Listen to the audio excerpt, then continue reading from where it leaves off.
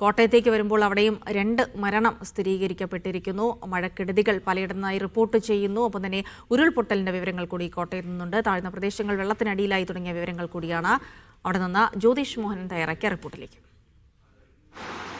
ഇന്നലെ അർദ്ധരാത്രി മുതൽ ശക്തമായ മഴ തന്നെയാണ് കോട്ടയം ജില്ലയുടെ പല ഭാഗത്തും അനുഭവപ്പെട്ടുകൊണ്ടിരിക്കുന്നത്. ഇപ്പോഴും മഴ തുടർന്നുകൊണ്ടിരിക്കുകയാണ്. അല്പനേരത്തേക്ക് മാത്രമാണ് ഒരു ശമനം എന്നോണം പറയാം.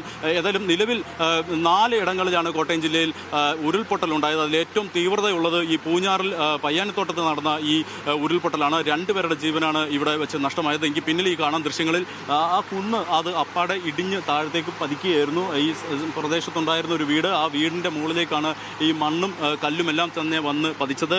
2 പേരാണ് മരണപ്പെട്ടത്. ജോസഫൈൻ 26 വയസ്സ്, അതുപോലെ തന്നെ റെജീന 46 വയസ്സ്. അമ്മയും മകനുമാണ്. 2 പേരുടെ മരണമാണ് സ്ഥിരീകരിച്ചിരിക്കുന്നത്. 2 പേരുടെയും മൃതശരീരങ്ങൾ വളരെ അധികം ശ്രമകരമായ ദൗത്യത്തിനൊടുവിൽ നിന്നും കണ്ടെത്തി.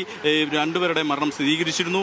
കണ്ടെത്തിയപ്പോൾ തന്നെ മരിച്ചിരുന്നു. ഏതായാലും നിലവിൽ ഈ പ്രദേശത്ത് ഇങ്ങനൊരു വീട് ഉണ്ടതായിട്ട് പോലും തോന്നാത്ത തരത്തിലേക്കാണ് മണ്ണ് ഇടിഞ്ഞ് വീണ് ആ ദുരന്തം നടന്നത്. പുലർച്ചെ 2 മണിക്കായിരുന്നു ഇത്തരത്തിൽ ഒരു അതിദാരുണമായൊരു സംഭവം ഉണ്ടായത്. അതിനുശേഷമാണ് രക്ഷാപ്രവർത്തനം ആരംഭിച്ചത്. പക്ഷേ നിർഭാഗ്യവശാൽ 2 പേരെയും ജീവനോടെ കണ്ടെത്താൻ സാധിച്ചില്ല. 2 പേരും മരണപ്പെട്ടിരുന്നു.